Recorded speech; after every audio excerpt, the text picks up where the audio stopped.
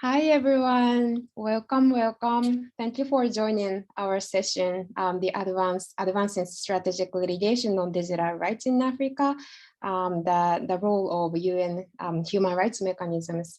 I'm so sorry about this delay. Some logistical matter happened, but we are now starting that session. So first of all, thank you so much for the organizer of FIFAfrica 2021. And in these 90 minutes, we will think about how practically use the United Nations mechanisms to bolster the digital rights litigation in Africa. So I'm Hinako Sugiyama, a digital rights fellow at International Justice Clinic at UC Irvine School of Law. So I would like to just introduce our clinic.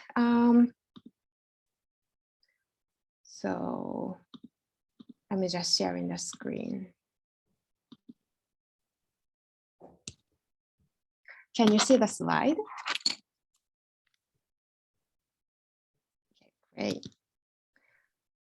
So our International Justice Clinic is founded and directed by Professor David Kay, a former United Nations Special Rapporteur on freedom of expression. And our mission is advance human rights norms and protections and integrate them at national, regional, international, and corporate levels, and all while training the next generation of human rights lawyers. So we are working with excellent students at the clinic. And assisting digital rights litigation is one of our top priorities, especially through the United Nations mechanisms, including treaty body litigation, as well as amicus brief or expert opinion submissions. A couple of recent examples of digital rights litigation we supported, we just listed here, but like Supreme Court of India case, which is about Pegasus spyware, and also NSO Group Technologies versus WhatsApp. This is in the United States court, and at ECOWAS court, Amnesty International Togo case, and also at European Court of Human Rights, we intervened the Wikimedia Foundation in 2019. So this is the pictures of our campus.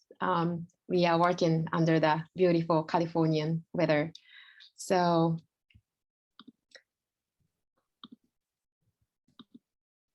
our clinic's director, David Kay, gave us a short video. So I'm just. Good morning. My name is David Kay, and I direct the International Justice Clinic at UC Irvine School of Law. And I'm sorry that I can't be there with you this morning or this afternoon where you are, but I'm very excited that my colleague Hinako Sugiyama will be able to present to you some of the work that we've been doing and introduce, in particular, the work that's focused on treaty body litigation. Our hope is that what you'll find from this work is another opportunity to do advocacy, whether it's related to freedom of expression, to digital rights more generally, to privacy, to surveillance, whatever the topic may be.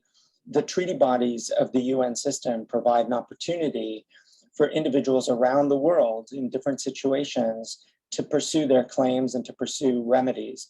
It's often an underutilized mechanism, and our view is that there's opportunities here that many of us in many areas of human rights law, media freedom, access to information have not always taken advantage of. I'm sure that you'll find today some new information and some information that might confirm what you know or don't know about human rights in the UN system, but I hope that you'll find it useful. And of course, we stand ready to support you, to assist you in thinking through the possibilities of advocacy in the UN treaty bodies and frankly, beyond that. So again, thank you so much. I'm sorry I can't be there, and turn it back to you, Hinako. Thank you. All right, so then I would like to start our conversation. And so the first section is I'd like to learn about an overview of United Nations human rights mechanisms, which could be useful to advance digital rights litigation in Africa. So now I'm inviting Dunia Mekonnen Tegegun, based in Washington, DC. She really helped me to craft the outlines of this session. So huge thanks to Dunia. So her short bio is Dunia is a human rights lawyer who has been working with the American Bar Association's Center for Human Rights, where she coordinated the center's work on Ethiopia through close collaboration with Ethiopia's democracy and human rights organizations. Prior to this role, Dunia worked with Amnesty International USA as an Admissibility Fellow, where she anchored the work on Nigeria. And in her home country, Ethiopia, Dunia worked with the United Nations High Commissioner for Human Rights, Eastern Africa Regional Office as a human rights officer, the United Nations Agency for Gender Equality and Women Empowerment as a program officer on human rights and gender-based violence, and with the United Nations Children's Fund on children's protection. Dunia also worked as a human rights fellow with the African Union Commission's Department of Political Affairs in its Democracy, the Election, Governance, and the Rights section. So now I'm handing over to you, Dunia, and I would like to ask you the overview of the role of the United Human Rights Mechanisms and how UN mechanisms can help in maximizing the impact of strategic litigation in Africa. The floor is yours. Thank you very much, Hinako. Thank you, everyone, and good morning to everyone, the panelists and our audience. I want to thank Hinako and the University of California for giving me the opportunity to speak to you about this issue. And I'll start by introducing both the UN Charter-based mechanisms and the treaty-based mechanisms of the United Nations Charter, because I believe both of them are very crucial for the work that we do on digital rights. As you all know, the United Nations has both charter-based and treaty-based bodies. The charter-based bodies are called charter-based because they emanate from the United Nations Charter, and the treaty-based bodies are called treaty-based because they emanate from the treaties that establish them. Under the United Nations and also charter bodies and also the treaty-based bodies, the recognition of online and offline freedom of expression, access to information, and data protection rights are very visible. We have seen it through different resolutions, declarations, and outcome documents the United Nations has given to digital rights. And this both of the bodies actually recognized these rights. The UN, in addition to this, had a number of advocacy efforts and conferences underlining, the importance of digital rights in the past. And in the next slides, I will be going through the different, UN Charter mechanisms, including the universal peer review mechanism, the special procedure mandates, the Human Rights Council, and also the independent investigations under the Human Rights Council. The Human Rights Council, as you all know, was previously called the Commission on Human Rights prior to 2006. Currently, we call it the Human Rights Council, and the Human Rights Council is the high-level human rights organ within the United Nations. It has currently about 193 members of the United Nations Charter normally are going through investigations. They also go through, the other branch of the Human Rights Council's work, which is the universal peer review mechanisms when submitting their reports, and also through the stakeholder consultations. The Human Rights Council mechanism has its own compliance procedure. As you know, paragraph 94 of the resolution 59 of the charter shows that the chairperson of the working group on communications, together with the secretariat, undertake an initial assessment whenever a given individual or civil society organizations submit communications through the United Nations Human Rights Council's communication procedure.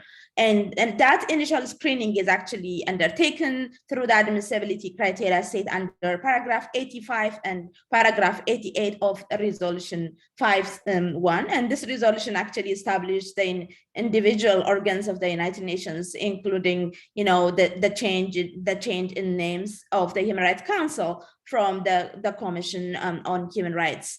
Normally, those communications submitted to the Human Rights Council that were not rejected through the initial screening are transmitted to the state concerned to obtain its views on the allegations of violations, and both the author, that's the complainant, and also the state parties are given the opportunity, to provide feedback on the issues. And the Human Rights Council is kind of, very transparent in terms of its, platform, and both the complainant and also state parties are provided information on how the Human Rights Council works. There are two distinct working groups under the Human Rights Council. These are the working group on communication and also the working group on situations. And both of them are responsible to examine written communication submitted to them.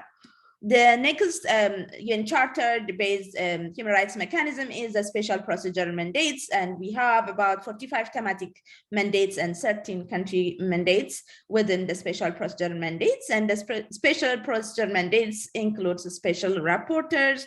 And in relation to the work that we do on digital rights, I want to mention some of the advantages I was able to identify from the work of the special procedures. As you know, the special procedure mandates, they assess past human rights conditions, they assess ongoing human rights conditions, but in addition to this, they also look at laws and bills and policies that are not aligned to the human rights instruments, human rights documents within the United Nations. That includes human rights documents that relate to digital rights. If there are laws and policies and standards that are not aligned to the digital rights, the protection of digital rights under the United Nations Charter, then the special procedure mandate is very helpful, because it does not only see enforcement issues with regard to the convention, but also see if there are normative frameworks, laws, and policies that are not aligned to the conventions under the United Nations and the Charter itself. So I found the special procedure mandate to be very significant, to be very relevant to our work on digital rights.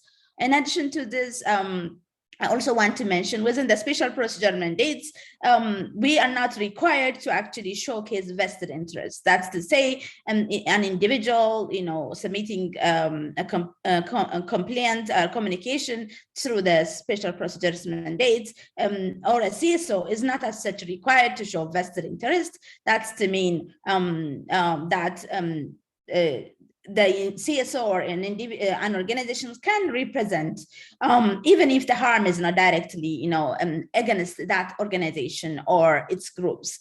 Another advantage of the special procedure mandate, which I found to be crucial to our work on digital rights, is the fact that under the special procedure mandates, local organizations or civil society organizations that are working on digital rights are not as such required, to show the exhaustion of domestic remedies at local and regional level to bring a communication to the special procedures mandates, which is really significantly important, because during my research on strategic litigation on Africa, I was able to find out that domestic remedies and the requirement of exhausting domestic remedies was kind of difficult for some of civil society organizations to bring cases to a higher jurisdiction like that of the United Nations. In this regard, I found the special procedure mandate to be very proactive and progressive in terms of bringing communications to its mandate. The other important advantage I found while investigating the special procedure mandate is the fact that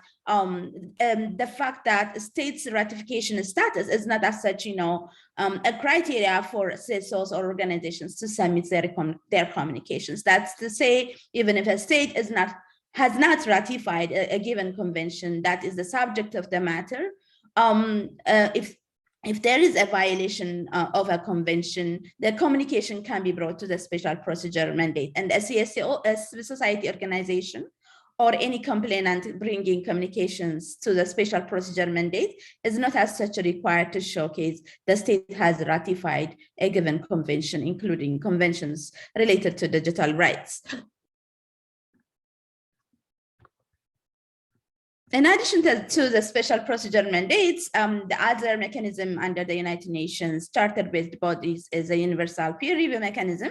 And under the universal peer review mechanism, as you know, all the 193 UN members present their reports, and there is also a stakeholders consultation and also a shadow report by civil society organization. The universal peer review mechanism is kind of a very friendly, open dialogue type of platform where CSOs can actually bring their critics and reporters on human rights issues on countries they work out at regional and also at local level. And the universal peer review mechanisms have contributed to the advocacy efforts around our work on digital rights. It also contributed to policy level initiatives and efforts on digital rights issues, because most civil society organizations attending these sessions bring about issues of digital rights, access to information, data protection, and freedom of expression through shadow reporting and stakeholder submissions. And states are also given the opportunity to respond and also kind of to showcase that they have improved the human rights conditions in their countries through a year-to-year kind of review of their human rights records. And the universal peer review mechanism has also been a very important advocacy tool for accountability on human rights issues in the past. Before I pass to the treaty body system, I also want to raise the FORS Human Rights Council, the FORS UN chartered body that is very crucial, which is the independent investigations under the United Nations Human Rights Council. That includes, establishing fact-finding missions. That includes also, establishing country condition inquiries or independent inquiries on countries established under the Human Rights Council. The Human Rights Council, through the independent investigations, also conducts investigations through independent experts that are selected by the Human Rights Council. So the FORS UN chartered mechanism is the investigations that is normally conducted through fact-finding missions, through establishing independent inquiries on countries like the independent inquiry on South Sudan and the like, so these are actually under the Human Rights Council's mandate that establishes investigations. In addition to the independent investigations, we have the fact-finding missions and also the country level inquiries that are actually established by the Human Rights Council. When I go to the treaty body litigation and advocacy system, this is, I would say, the most progressive and maybe the most preferred way for us to kind of pursue strategic litigation in the future. And I'll try to present why this is the case, but before that, I want to explain what the treaty-based body litigation looks like. The treaty-based body system is composed of the 10 committees that are established based on the conventions that established them. This include the Committee on the Convention Against Torture, the Committee on Civil and Political Rights, and the Committee on the Rights of the Child, the Committee on the Elimination of Discrimination Against Women, the Committee on Economic, Social, and Cultural Rights, the Committee on Enforced Disappearance, the Committee on the Rights of Persons with Disability, and the Committee on Migrant Workers, Subcommittee on the Prevention of Torture, Inhuman and Degrading Treatment or Punishment, and the Committee on the Elimination of Racial Discrimination. Each of the treaty bodies actually monitor the realization of human rights through these conventions, the conventions that establish them. Through the treaty body system, a number of human rights work has been done in the past. As you know, the treaty bodies, each of the state party to any treaty body has an obligation to take steps to ensure that everyone in the state can enjoy the rights set out in the treaties. The treaty bodies also perform a number of functions in accordance with the provisions of the treaties. Speaking on digital rights, as we all know, we have seen through our research and reports that digital rights actually, is linked to different human rights, including human rights under the Economic, Social, and Cultural Rights Convention, and human rights under the Civil and Political Rights Convention. Our work in digital rights is also linked to, our work on protecting the rights of people with disability, our work on torture, and our work on racial discrimination, and also our work on discrimination against women and girls. So the treaty body litigation system is kind of proactive and can be very helpful in terms of our work on digital rights because of how the committees work. As you all know, members of the committee are independent. They are selected because of their experience and because of their educational preparation. And they have done a number of work when it comes to monitoring the application and enforcement of each of the conventions, and have released a number of general recommendations and commentaries providing information on what the conventions are all about. They have provided us with, general recommendations indicating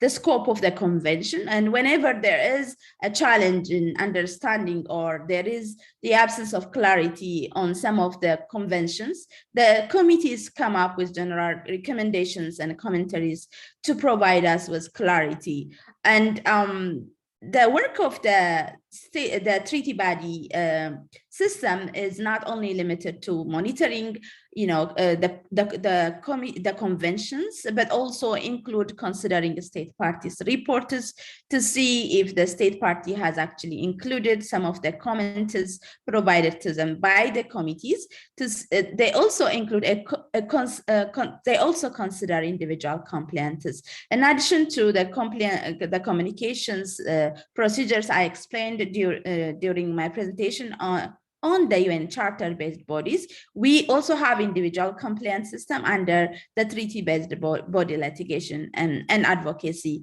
They also conduct country inquiries and country visits, which is very crucial in terms of, having the whole picture about digital rights promotion and protection in selected countries.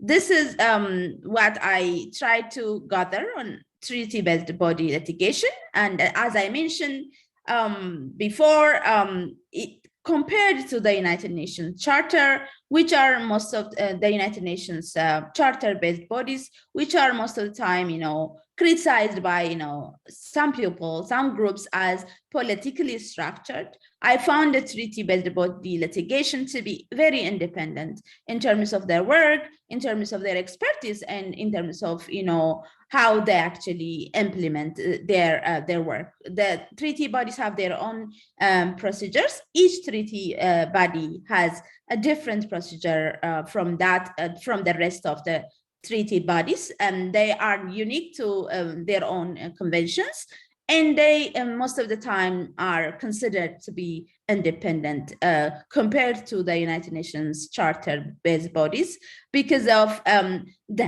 the high-level involvement of states within, the United Nations charter-based bodies, including the Human Rights Council. In my next slide, I'll try to showcase how a wider UN advocacy and litigation can help us in maximizing the impact of strategic litigation at regional and local level. First, I want to mention that the United Nations Charter currently has a high position within the global world, and because of that, anything that emanates at that level, including policy level initiatives, recommendations, decisions, and resolutions, are considered highly by regional level actors, and also states. As I mentioned, the UN Charter is the UN Charter and the mechanisms under the UN Charter are more of politically structured, and because of that, there is a tendency to gain political will by state parties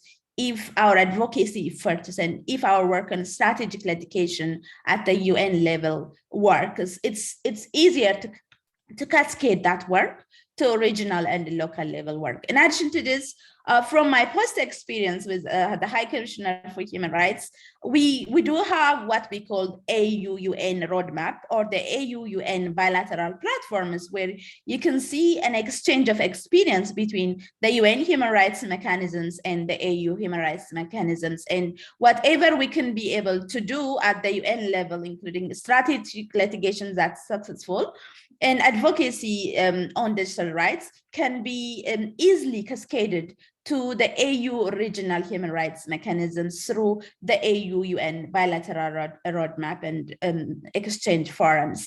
Another important value, if we are able to value to the regional and local work that we do on digital rights, if we can succeed at the UN advocacy, the UN high-level litigation and high-level, advocacy, is the existence of quiet diplomacy. As you know, the existence of quiet diplomacy within the United Nations system has done a lot of work when it comes to gaining political win, when it comes to, influencing some of the critical decisions on digital rights and also human rights work. And this diplomacy work, this quiet diplomacy work within the United Nations has a significant contribution to our work at regional and local level. This is because governments are highly, active in the quiet diplomacy work, and the United Nations charter bodies and also the treaty bodies' involvement in quiet diplomacy could benefit regional and local actors' work on digital rights. In addition to this, as I tried to mention, there is a high-level CSO participation under the United Nations charter-based bodies and treaty-based bodies. This involvement and active participation at the United Nations level can help local actors working on digital rights, because there is going to be an exchange of information between actors that are involved at the United Nations level and actors that are involved at local and regional level. And that is what we need. That's what works, as you know, networking and information exchange and collaborations among the civil society organizations working on digital rights can build that movement, that momentum, where we can be able to pressure governments on digital rights issues. And this, if the existence of the three things within the United Nations can help us to wider, our advocacy efforts at local and regional level. How can we do that as civil society organizations? This is actually my last slide. We can use the special procedure mandates compliance system.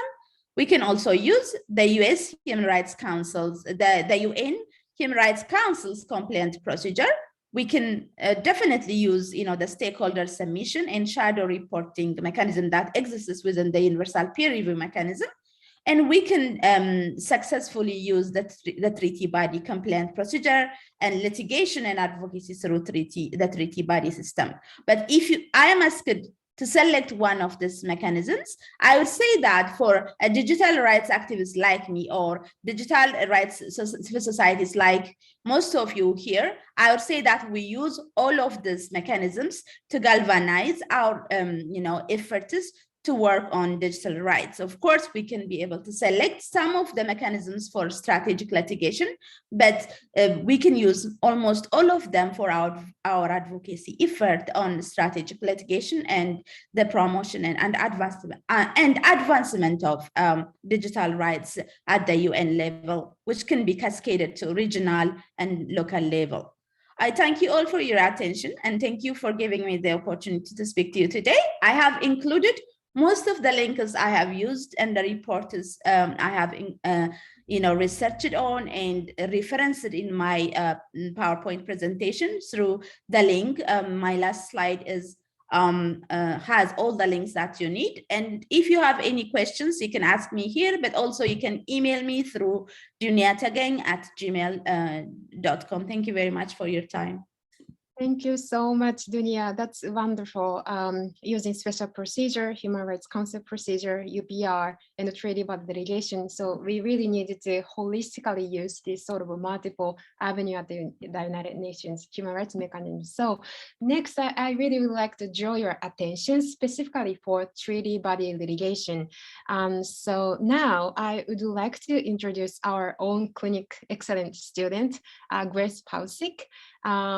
So Grace is a second-year law student at Irvine School of Law, where she serves as an editor for both Law Review and the Journal of International, Transnational, and Comparative Law. She's currently UCI Students Bar Association president and is active in pro bono project on disability rights and the prison conditions. And so Grace is one of our excellent students. And in IJC clinic, she has been working on project with the treaty body litigation itself, and also our social media and the human rights project. So hand it over to Grace, and I'm gonna share that slide again.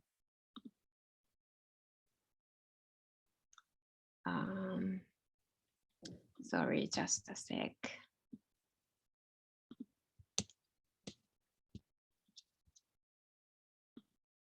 Sorry, just in a moment, I'm sharing the slide.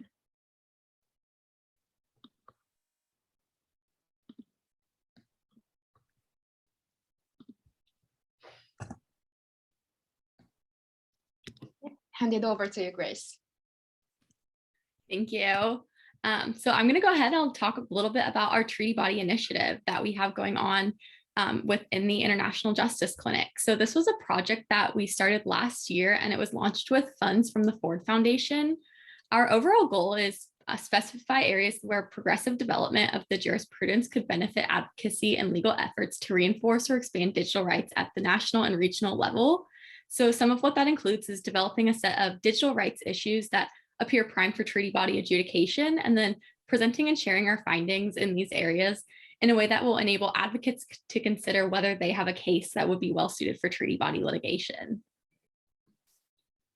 All right, now go to the next slide. So why treaty body litigation? So some of the benefits are that it provides remedies outside of domestic courts, especially in cases where domestic remedies aren't possible or the remedies are refused. Additionally, UN bodies carry weight. Any language by them on human rights could be powerful for advocacy. This could also be wider advocacy where it's setting some of those human rights norms for countries across the region and the world. When treaty bodies recognize a human rights violation, they can recommend remedies for the victims, penalties for the offending states, and they can recommend that state parties take certain measures to prevent the violation in the future. And once again, this is something where it can expand beyond just the state in question, where it's almost a precedent for all states to follow when it comes to that norm for the human rights. So for remedies that are available, the state parties have a moral obligation to implement the decisions, but they are not legally binding. However, there is an assumption that by accepting the individual complaint mechanism, the state party will accept the recommendations. Further, almost all treaty bodies have follow-up mechanisms to ensure that implementation of the recommendations are actually being followed. The case remains open until satisfactory measures are taken. So treaty body decisions contain recommendations for steps for the state party to take, both for the individual victims, which can include things like compensation or things like a release from imprisonment, investigation, retrials, certain kinds of care. And then they also have typically decisions for the state for non-repetition, such as revisions of legislation and laws, as well as oversight or training programs to help make sure that those same violations aren't committed again. Then oftentimes treaty bodies contain dialogue with states to monitor and implement the remedies. They can't force the compliance, but they can basically shame the states into complying. And then some of the risk and limitations to consider is that it's a very time-consuming process. Once accepted, it usually lasts 1 to 2 years before it's actually considered by the committee. Mm-hmm. There's also a very small window for availability to bring an individual complaint from the time that it happens and domestic remedies are exhausted from when it actually has to be filed. And then there's no opportunity to appeal. So the committee decisions are final. All right, and then what are treaty bodies? So there are 9 main treaty or human rights treaty bodies under the UN. And then each of those has a committee that monitors, interprets, and implements the treaty. They have a number of valuable tools, as you've heard, including general comments and recommendations, periodic reviews, and then the individual complaint mechanisms. 8 of the 9 treaty bodies have an individual complaint mechanism that allows victims of human rights violations that are laid out under that treaty to kind of bring a complaint and have it investigated. The big caveat here is that states are only subject to the jurisdiction of a treaty body if it has both ratified the treaty and accepted that the treaty body's individual complaint mechanism in the form of either a declaration or accepting an optional protocol. So it has to be both a party to that treaty and have accepted the individual complaint mechanism. So some more on jurisdiction and admissibility. Each treaty body has a set of admissibility requirements, which can be found either in the optional protocol of the treaty or in the treaty itself. The kind of basic requirements are exhaustion of domestic remedies, which typically means that all of the domestic remedies have been exhausted or they're unreasonable or prolonged impossible. So for impossibility, this typically looks like the domestic court or authority will inevitably dismiss the claim, or if a positive result does come, the state or the past actions of the state show that it's not actually going to be followed, or that the individual would be in danger seeking out the remedy. Additionally, the unreasonably prolonged means that typically the states haven't actually done anything on this case. It's been 2 or 3 years or more. Our clinic is actually working on research right now about when domestic remedies could be found ineffective or unavailable under settings which are typically seen in authoritarian countries, and we'll be publishing a report on this later this year. Then we also have the submission within a certain time frame after exhaustion of domestic remedies.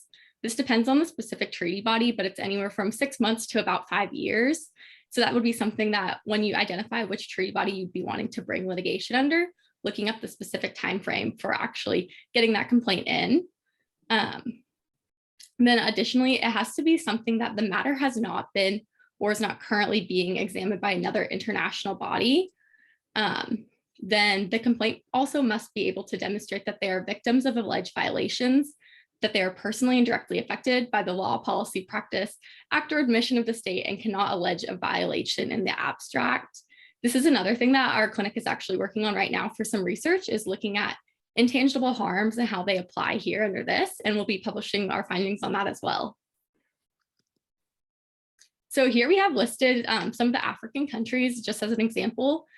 These are the countries who have ratified both the ICCPR and have accepted the optional protocol, which allows individuals to bring complaints.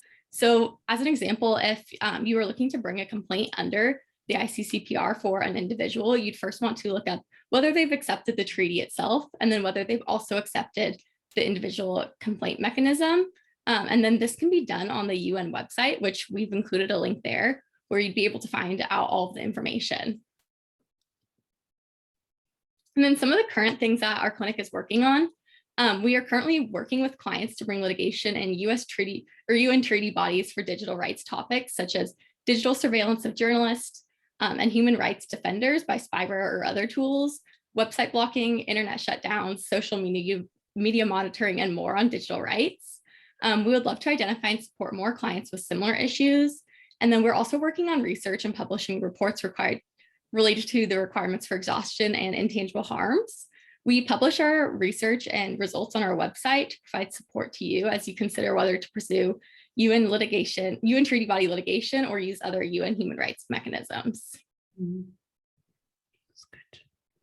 Thank you so much. That was so great, Grace. Great.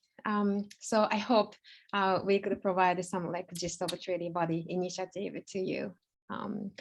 So next we would like to learn Madeu versus Mauritius case. So this is actually the textbook, the great success stories about the treaty body litigation, which is about the digital rights.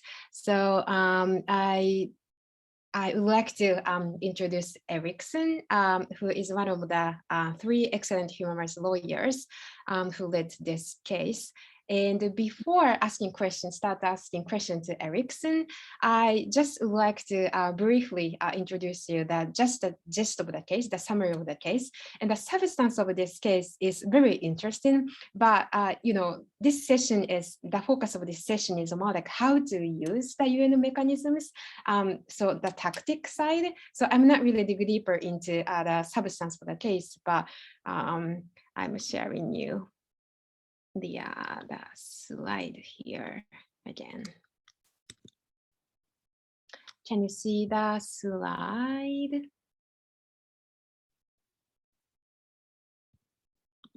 Okay. All right. So the plaintiff, Dr. Maharaja Madeu, who is a prominent human rights activist, but unfortunately he passed away last year, but filed a case with a Mauritius domestic court over the implementation of a new national ID card system under the law, and which requires, in summary, all citizens over 18 years old to submit their fingerprints to the government. And he alleged that the system violates his right to privacy protected under the Mauritius Constitution. And in May 2015, the Mauritius Supreme Court judged that the system did interfere with the right to privacy, but such interference is permitted under the Mauritius Constitution. And then further, he tried to appeal, but Mauritius Judicial Committee of Privy Council dismissed the plaintiff's further appeal. So then the story didn't end here. So December 2017, the plaintiff filed a complaint with the UN Human Rights Committee, which is one of the treaty body. And in March 2021, the committee adopted a view finding the violation of Article 17, which protects the right to privacy, and recommending the government to provide sufficient guarantees against the risk of arbitrariness and abuse of the plaintiff's fingerprint, and also prevent future violations. So this is just the gist of the case. So now, I would like to start to ask questions to Erickson. So the first question is, so why plaintiff Dr. Madeu decided to file a case with a UN treaty body? I mean, because not every case in which domestic remedies are not given or ineffective is brought to Human Rights Committee, but why this case has been brought to that treaty body? So I would like to ask this question first to Erickson. Can you hear me, Erickson?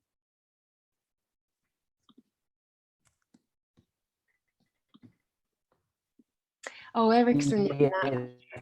Oh, here.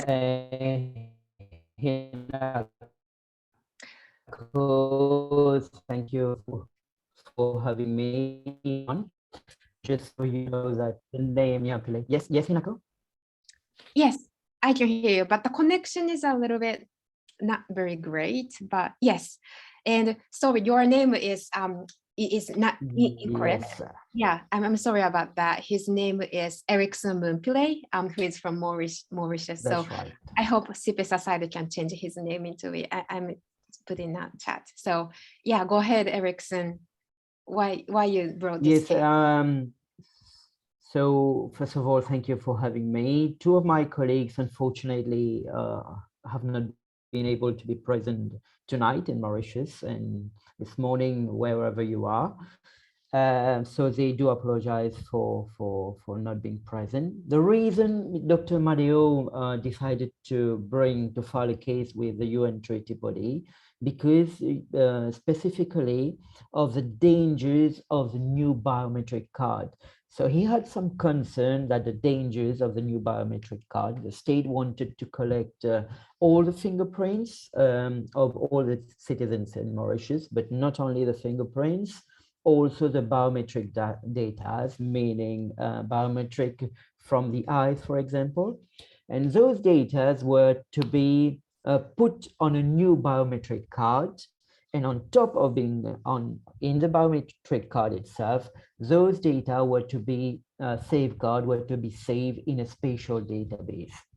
Now, his concern, Mr. Madeo, Dr. Madeo's concern was that Mauritius, small island, was not equipped sufficiently in terms of advanced technology to be able to secure those data.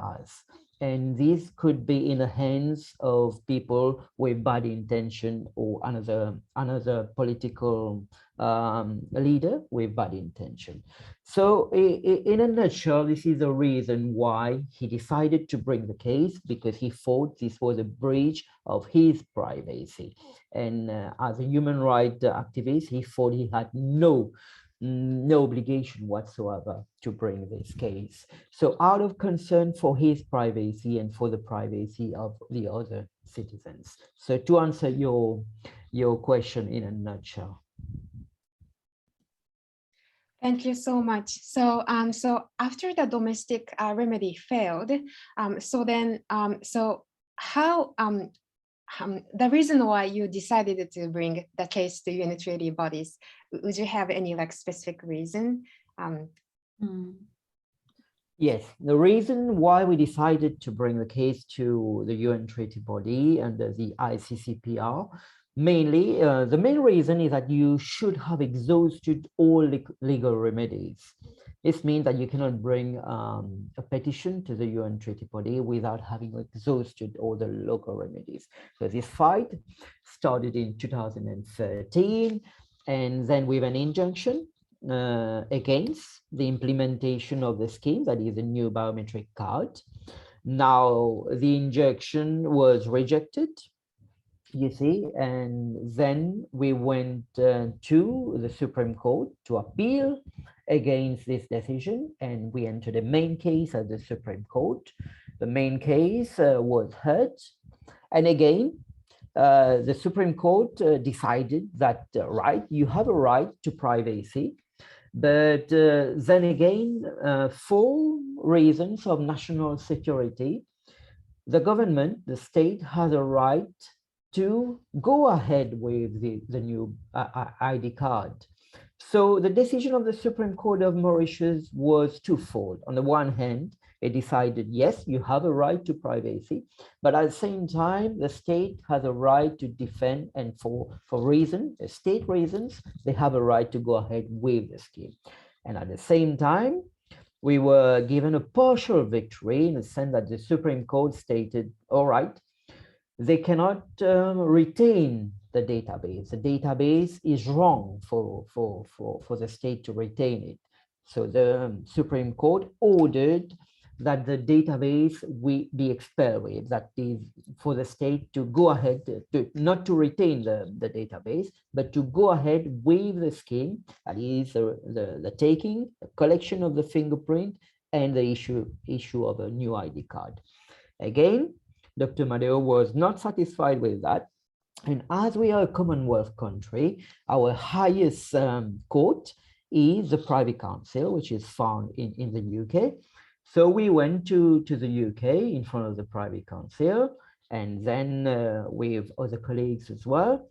But unfortunately, the Privy Council decided to uphold the decision of the Mauritius Supreme Court. So having exhausted all our local remedies, this is when we decided to go to the UN treaty body. Thank you so much. So, so one specific question is, so you already were aware of the how the UN treaty body mechanism litigation works. So then that was originally like a viable option for you to bring the case after the domestic remedy failed. So you have already that like knowledge about the treaty body litigation at the time. Yes, luckily myself and the colleagues have worked together. We had the knowledge because we work in the UK, and two of us, we've been lecturers in human rights. So we kind of know the body and how to petition the UNCHR. So, but it was our first time for all of us to do something like that. So we went through the procedures and we went ahead because we had no other result. This was our last result, and you know the outcome of the case. Thank you so much. So not all lawyers are really quite I don't know aware. whether you can hear me properly, but Yes, I can hear you. Yeah, so I understood that not all the lawyers are already familiar with this system. So like sort of a network with another lawyer who have the expertise in UN mechanism would be the key. So my next question is, so what sort of tangible consequences this treaty body decision bring in the biometric ID system in Mauritius and also the relevant law?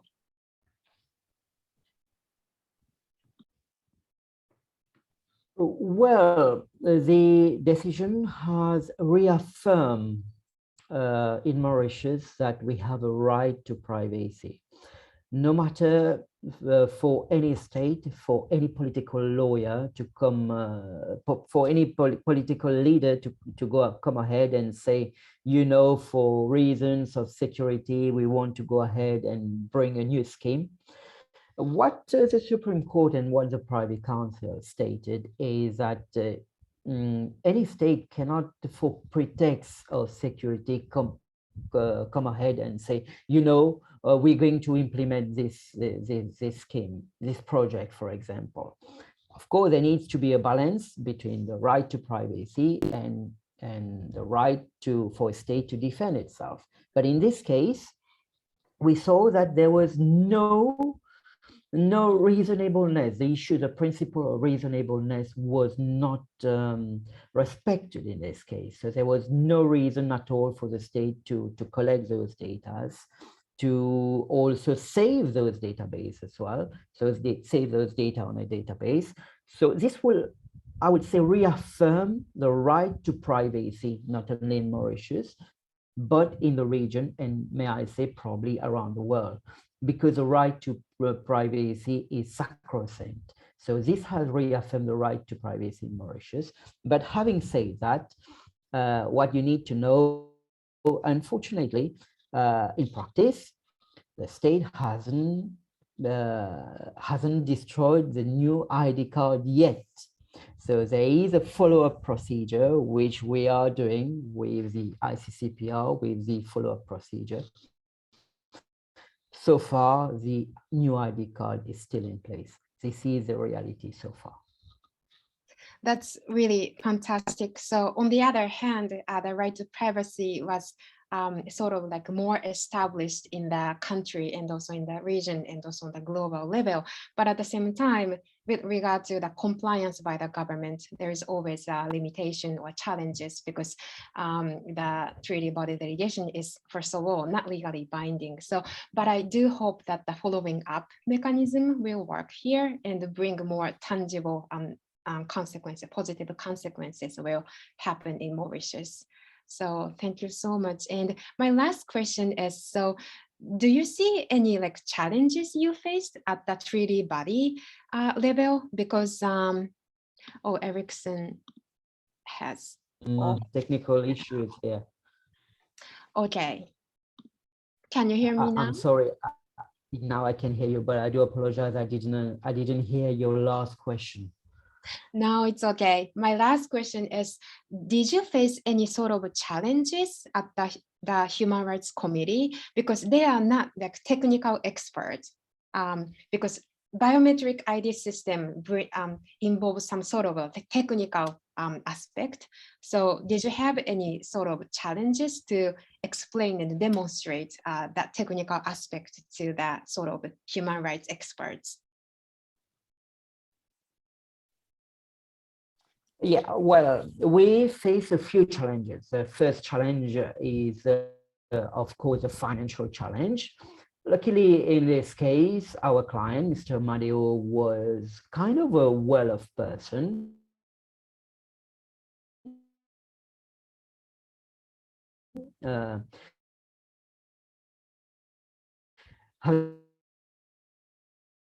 Having said that, if it was another client, maybe treaty body, first of all. In terms of technicality, no, because we have been able to explain and we were helped in our task with a technical expert, who came and explained everything in regards to the technical aspect of the card, how it can be hacked, for example, how weak it is in terms of if you have to compare security against privacy, the technical aspect, of course.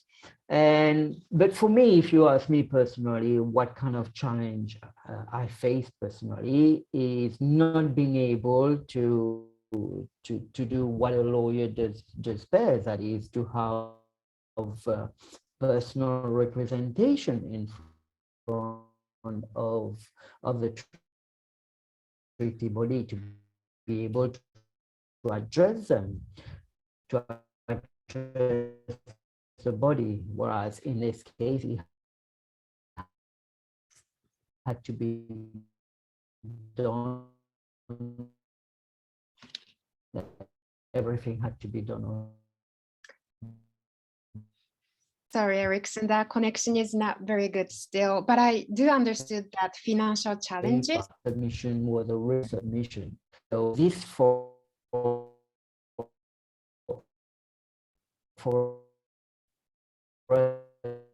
was although we work on papers, we would have probably representative of just and the question or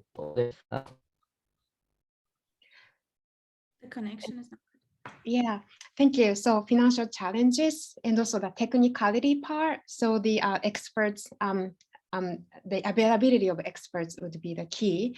And also, so in the last part, I believe I understood, but UN treaty body mechanism is basically the paper base. The oral hearing is not really very often happen in terms of the cost matter. So, but so that's at the same time challenging, but there is it's not really completely impossible. I mean, some sort of the case, treaty body do hold the oral hearing if it is necessary. So it's the key how to like persuade the treaty body that oral hearing is really necessary in the specific case. And thank you so much, Erickson, to sharing your real experience. That is really fantastic. And then from now, we really would like to consider more deeply how these UN mechanisms could be integrated into strategic litigation in Africa. So then we would like to invite experienced litigators at domestic level and also regional levels. So first, for the domestic level, I would like to invite 2 or 3 experienced lawyers. So from Initiative for Social and Economic Rights. So 2 lawyers are here. First is Elizabeth Atori, and the second person is Brian Kira, Program Officer.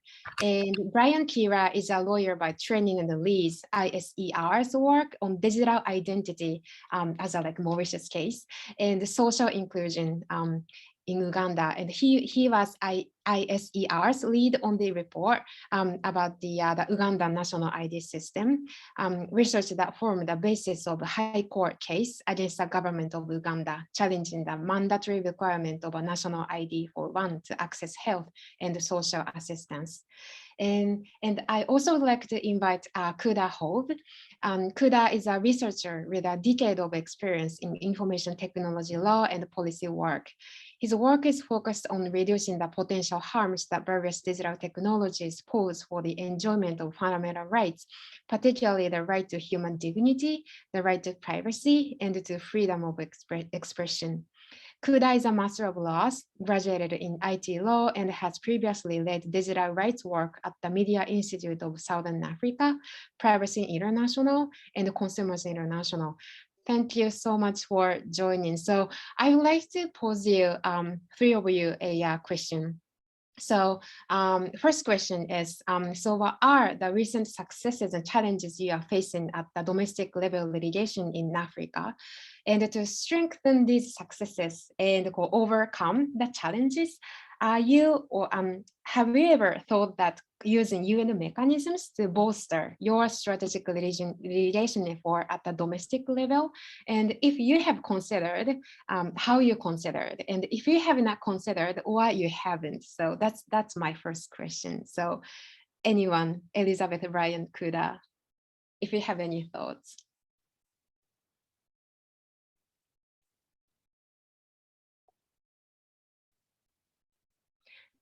Kuda, would you like to start? Yeah, I could go first. So we have experience from our 2019 court case in which we're challenging the 6-day illegal internet shutdown in Zimbabwe. The shutdown essentially was put in place to break up the organization of riots and protests across the country against an increase in food prices and fuel prices specifically, and the cost of living in general. So in January 2019, the country's government shut down the internet. Then Zimbabwe Lawyers for Human Rights, along with MISA, where I was at the time, put together a joint effort in which we challenged the legality and constitutionality of the internet shutdown. So two very important points to make are that in Zimbabwe and Southern Africa, there's two basic characteristics, maybe with the exception of South Africa. The first thing is that most of the constitutions in those countries are less than 20 years old. So you've got constitutions that came in recently. They do speak about rights like the right to privacy, right to free expression, assembly, and association. And the second thing is that the jurisprudence in those countries, including Zimbabwe, the court cases, the case law really is thin when it comes to issues of digital rights. So the courts are doing well when it comes to traditional or common law crimes and writing judgments which advance understanding in those sectors. But when it comes to digital rights, there's very little material. So the first point of use for the treaty system, the UN treaty bodies, and the suggestions that they make or the recommendations that they make really come in well to help develop an understanding of those fundamental rights which are in those still very young constitutions. So they play the UN treaty bodies produce a lot of materials which have good comparative value when you then bring strategic litigation against things like internet shutdowns. And so it was very useful to inform our submissions to the court. But unfortunately, in Zimbabwe specifically, it's only comparative value because even in the chart that Grace put up, one of the slides that she put up where countries ratified the additional recommendations to the ICCPR, Zimbabwe is not one of those countries. And this is what Zimbabwe has done with a number of other treaties and other continental transnational courts, or even the Commonwealth, or not even part of the Commonwealth anymore. So the best that we can use these treaties and the remarks therefrom is for comparative purposes and to sort of like benchmark what the ideal is. But beyond that, it's very hard to get them, to get the Zimbabwean government to be bound by the standards set therein. So that's the experience that we had. We used them. They were good for comparative purposes, but there was little that we could push beyond that. Thank you so much. Yeah, specifically for treaty body litigation, that competence of the treaty body is really bottleneck. But still, as Dunia firstly introduced, but the other procedures possibly could be like bolster the strategic litigation. So that I hope that could be also used in strategic litigation. And so Elizabeth and Brian, do you have any other thoughts or similar thoughts, or I really would like to hear your views as well. Yes, Hinako, just to say that, so from our context, I think largely we really haven't interfaced with litigation at that level using UN mechanisms. But what we've done, and what we've done largely is that usually in the literature that forms some of our research, for example, it is that certain times you're coming from the foundation of obligations at an international level. So you'll find that, for example, if we're talking about barriers to access to social protection, in a way, we shall be making reference to UN treaties that have entrenched this right, in so saying that the government has an obligation. Most times, even before we trickle down to the domestic obligations or policies, I think the literature that has been provided at that level helps. It helps to augment our arguments, but also, as Kuda was saying, in most times it's also been largely comparative in trying to see what has been happening elsewhere. But also beyond the litigation, one of the things that we've been very keen on is in engaging, at the level such as that universal periodic review level. We've really been keen on that, and much of the time what we do in our advocacy, because we like to do it in a more multi-pronged way, in seeing that you might be having litigation going on in the domestic courts, but then it also helps to engage the responsible government ministries, departments, or agencies in following up on some of the recommendations that are given at, for example, the UPR level, and seeing that those are also implemented in a way. So that way, I think it helps to synergize and meaningfully, bring our efforts to fruition. But in as far as litigation is concerned, we really haven't explored the UN mechanisms. I think even for the AU itself, we really haven't. So much of it has been borrowing the founding principles and trying to make stick the obligations to the government. So I'm really just happy to be part of the conversation and see how the different countries, when you're talking about Mauritius, how they've gone about it. And also, just to say, I know that you briefly mentioned the case that we had. So listening to the Mauritius one, albeit, it took a more right to privacy perspective. Ours, was taking on the perspective of ensuring that you do not use things such as digital IDs to hinder access to social services.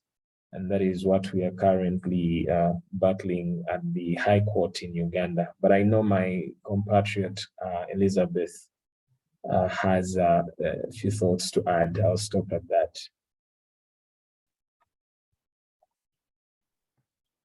Thank you, Brian. You've really covered most of it, but directly to the question that you asked Hinako around what are the current successes in respect to national litigation and the challenges that we are experiencing, and then what roles have been played by the UN treaty bodies in the steps that we've taken. I'll just start from here. At least nationally, right now, most of the cases and most of the judges are aware of the value of referring to UN recommendations, or whether it's the treaties themselves. And so most of the public interest litigation lawyers will readily rely on some of these recommendations or observations, and even the treaties themselves. And I'll speak more specifically to the social and economic rights, which is a field that we focus on. For us, the challenge with the social and economic rights is that the ICESA itself hasn't been domesticated. in our country. And so even the protections that we have constitutionally for social and economic rights are quite limited, in that most of the social and economic rights are in the national directives of state policy. So for rights like health, we would rely on the national objectives, but also use the treaty mechanisms to compound some of the arguments that we make, simply because there's been a slow development towards policy in that area, and most of the developments have grown around case law. So it's important and it's imperative to try and use some of these mechanisms to grow some of these things. The challenge, however, that we face nationally is also an opportunity for us, simply because for some of the judges, given the education around the law doesn't focus so much on human rights, you'd find that even the judges themselves, for some of these more nuanced questions around the case, would need guidance. And we've been able to fill that gap with amicus interventions.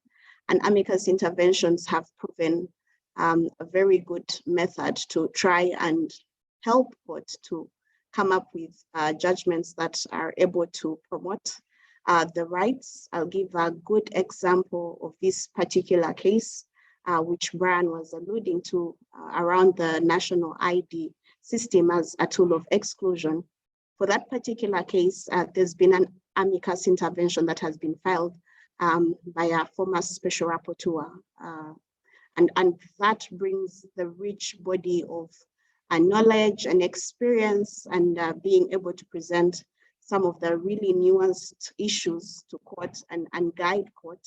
And we are yet to see if court will accept that former special rapporteur as an amicus, but it would be a great opportunity to try and understand again how the UN mechanisms interact with national litigation.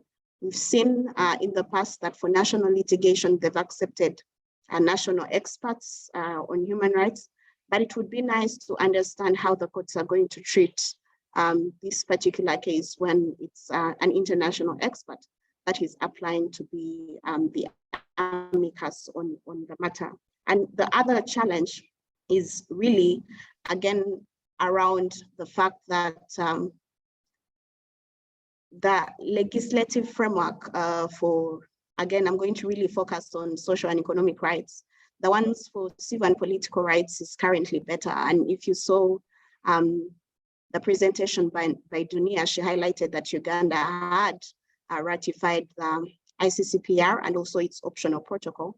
But that's different for economic and social rights, because we've only just ratified the main instrument and not ratified the optional protocol.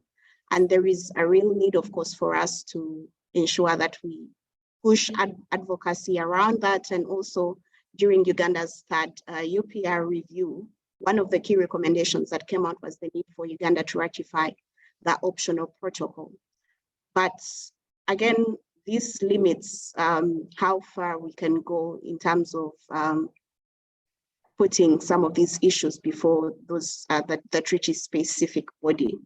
And that's just one challenge for it. And I'm glad that Dunia did say that for some of the other procedures, well, it's open and it's not open to, it's not limited by the fact that the state has to ratify it, and that would be the special procedures. And I'm glad I'll really be picking on Dunia to try and understand how we could be able to effectively use these procedures too.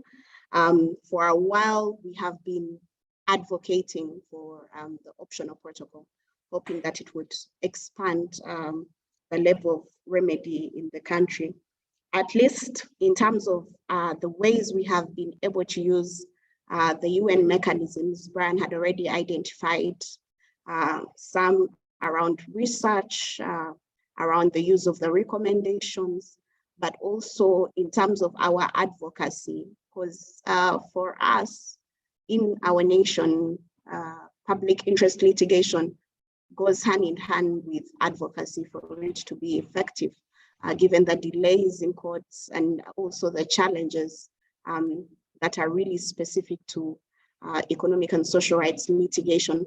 So we found that litigation must be added with advocacy in order for it to, in the meantime, get quick wins before judgments are out, or because judgments really take a long time.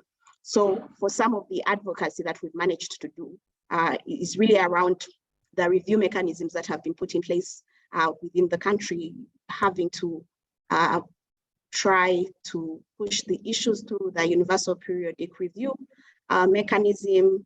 Then currently we are undertaking the CESCRA report and the CESCRA shadow report.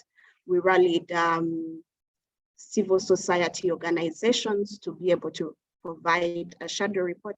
And we are specifically collaborating with other organizations, not only in Uganda, but also internationally and regionally, to highlight some of the access to justice issues, really specific to the Committee on Economic and Social Rights. So that's one of the things that we have done and that we hope would be able to bring greater wins.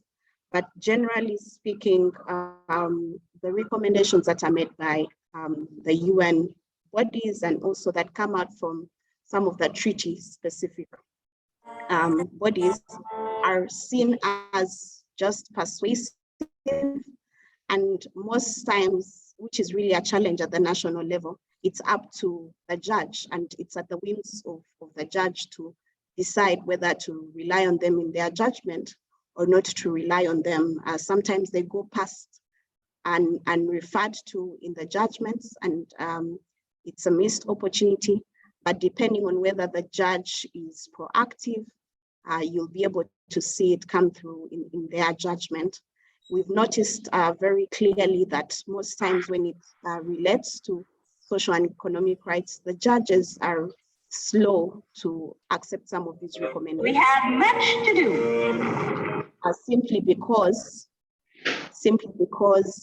of some of the financial issues, implications that come with that particular judgment. So they would shy away from giving judgment on a particular issue despite lying to us, and then they'll refer that case or that matter for either enforcement and try to ensure that they don't give a direct opinion on that.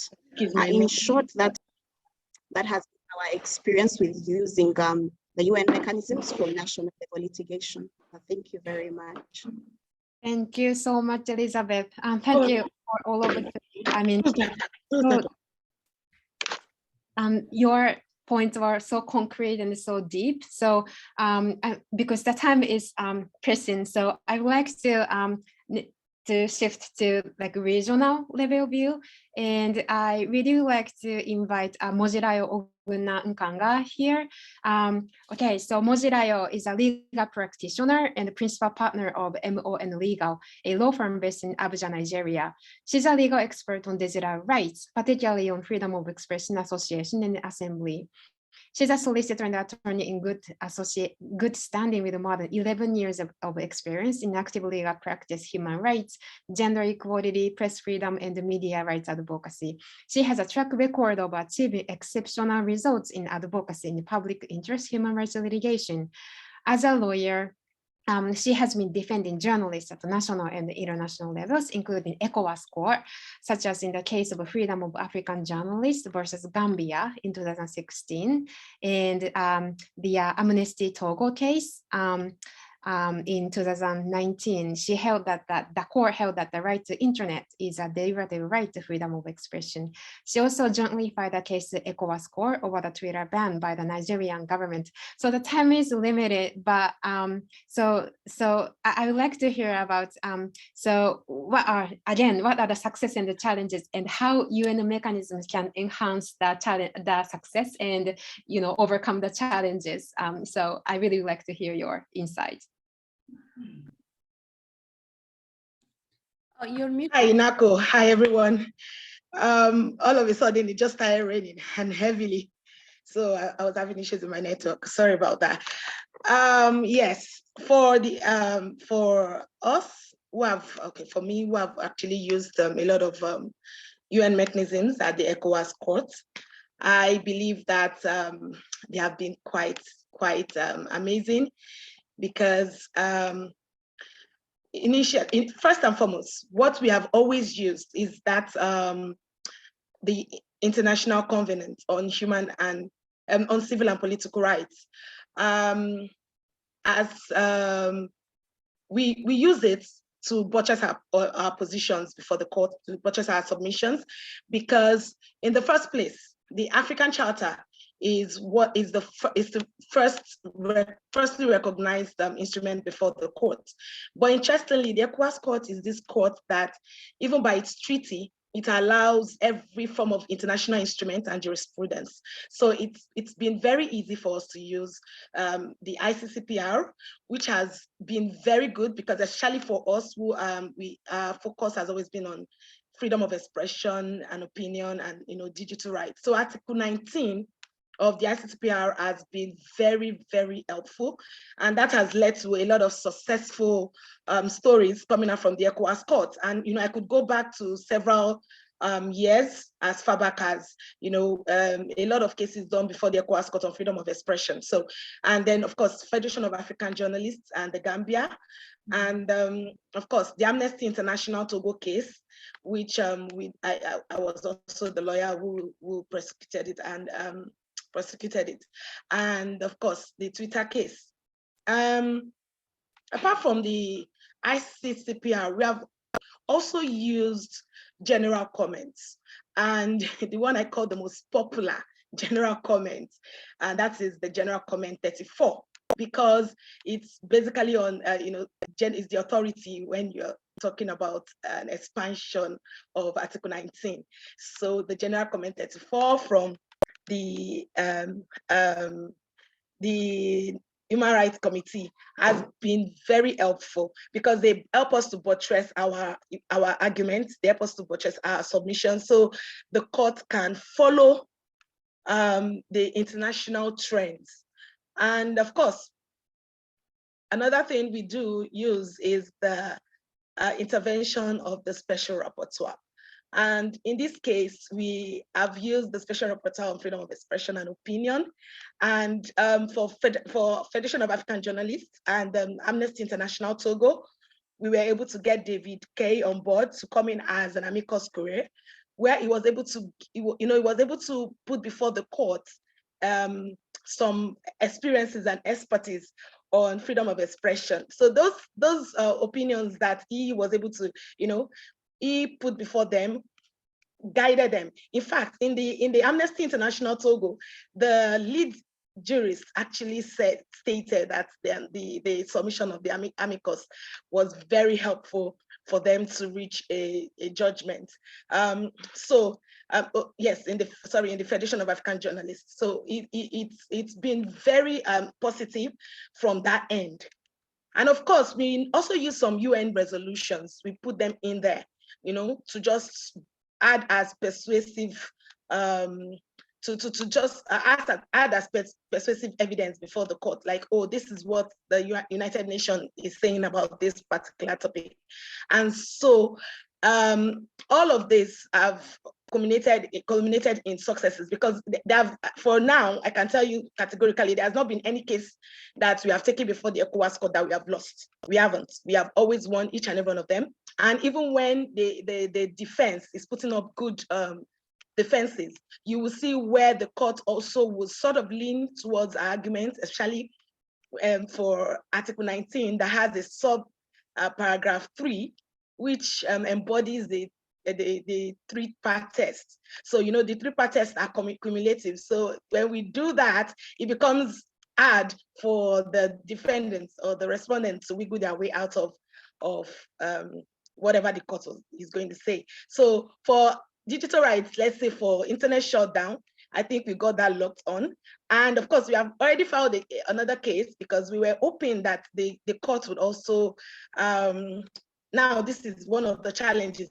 We believe that the court, for instance, in Amnesty International Togo, we believe that the court could have addressed more the issues of the three-part test, that if the court had dwelt more on them and emphasized the fact that they are cumulative, that it would also guide states, because right now what the states have from the ECOWAS court is that if there is a law, if there is no, for Togo, there was no law in place for you to have done what you've done. So that's sort of insinuates that if you have a law that can tell you to shut down, maybe it is permissible. So states will still go ahead and try to do that. But of course, we are always available to keep pushing and make sure that the court reasons with us, but we're happy that the court has been able to say that the right to the internet is a derivative right. So that is beautiful.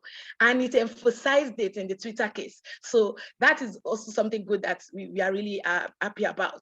Now, challenges, administrative challenges. I see that there's still the issue of being able to enforce the ECOWAS judgments. The judgment, naturally, from the treaty, it is binding on member states. But there is the challenge of actually implementing that particular judgment. Because I'll use the Amnesty International Togo case. After the judgment, we wrote the court to inform the Attorney General, because the court is bound to inform the authority, the state authority in that respondent state. So they were supposed to inform the Attorney General of Togo that a particular judgment is before has been gotten by us, and so they should implement it. Now, by the time I'm writing follow-up letters to find out, has this been delivered to the Attorney General? I've not gotten the feedback, and I mean it. This was a judgment that I sat and listened to June 2020, and this is 2022, September. And so that I have issues with. Two, I also have issues with the fact that the court could roll out a judgment as beautiful as that we got at the Amnesty International Togo case, and did not think it befitting to do its due diligence and include the names of the lawyers who had done this case before the court. Till today, this judgment has gone international. Nobody knows that it is Mojirayo Ogulan Nkanga that prosecuted this case before the ECOWAS court. They called it an oversight, and I brought it to their attention.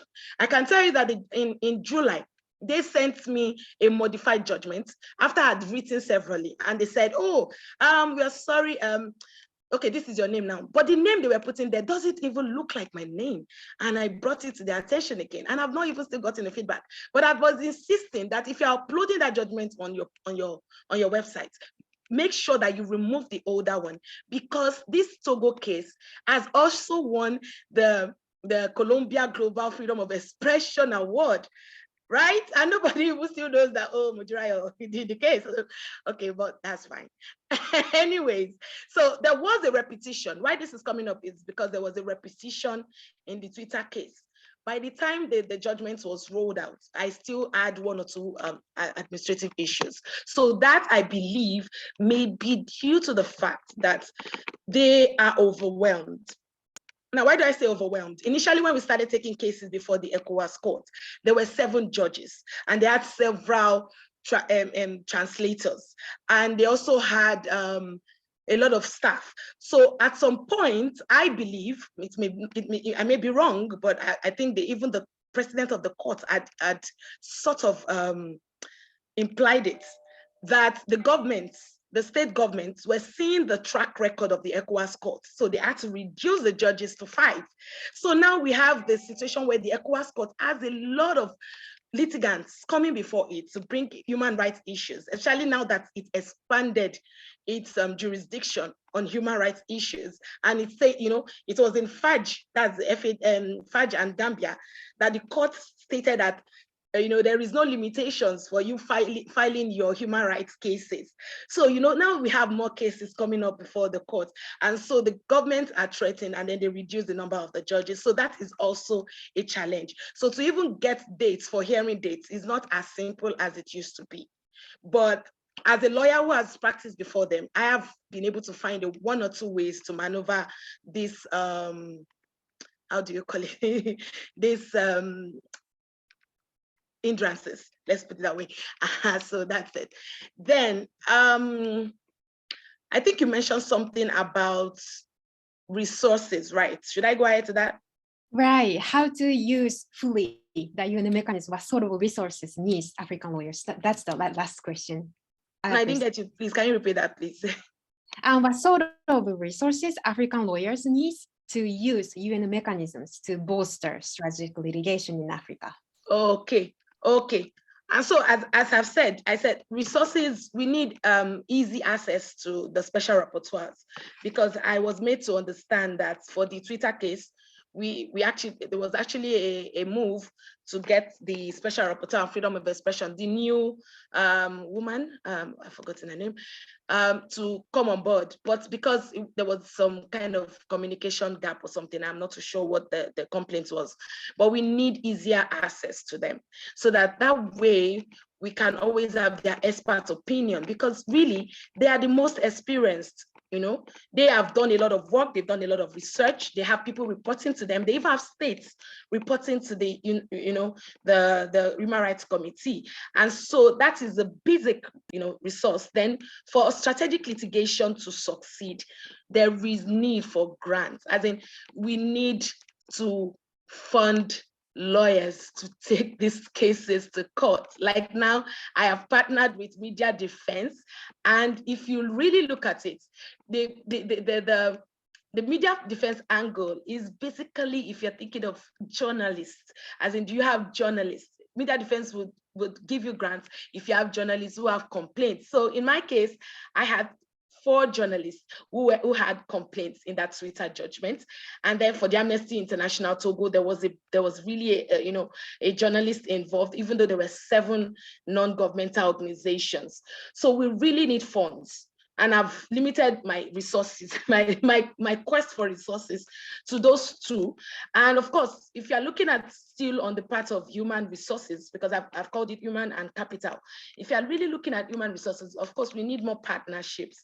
We need more partnership in the sense that experts who are able to identify issues within the country itself. There are times you are in the country and you may not have been able to identify it. For instance, Access now carries out a lot of research when it comes to internet shutdowns, restriction of access and all that. So if you have experts within Access now, for instance, who have known that Mojirayo does cases before the ECOWAS court, they can connect with you, and then we can all find a way to look for litigants. That's for strategic litigation. Look for litigants who will be willing to go before the ECOWAS court to ask for the enforcement of their rights in that particular case. And so I think that's just about it. Thank you so much. That's so great. And I'm really feeling thrilled because as a international human rights law expert, I feel like there's a lot more things can do to support your cases and address the challenges you are facing, and also the expansion of the network. So thank you so much. And we are always here, and I will reach out to you after probably how we can really collaborate to work collaborative with you. So thank you very much. Yes. Okay. So sorry for the delay. But this is the end of this panel. So thank you so much again for wonderful panelists, Dunia, Grace, Erickson, Elizabeth, Brian, Kuda, and Mojirayo. Thank you so much. And what's next after this? So the clinic and Dunia will publish a blog post to highlight key lessons we learned. So please let us reach out to panelists in order to summarize and also more the further analysis about what is really needed to fully use UN mechanisms to help the strategic litigation in Africa. So again, International Justice Clinic led by David Kay, who is a special rapporteur of freedom of expression. We are always more than happy to discuss with you on how we can support your digital rights litigation or wider advocacy effort. So by using treaty body litigation and other UN mechanisms as an international human rights law expert. So thank you very much. And please visit the IJC website as well. We will publish we hope useful resources for you as well. So thank you so much for your participation. And yeah, so this is the end of the session. Thank you and have a great night. Thank you. It's nice. Bye. Thank you, Nicole. Bye. Bye.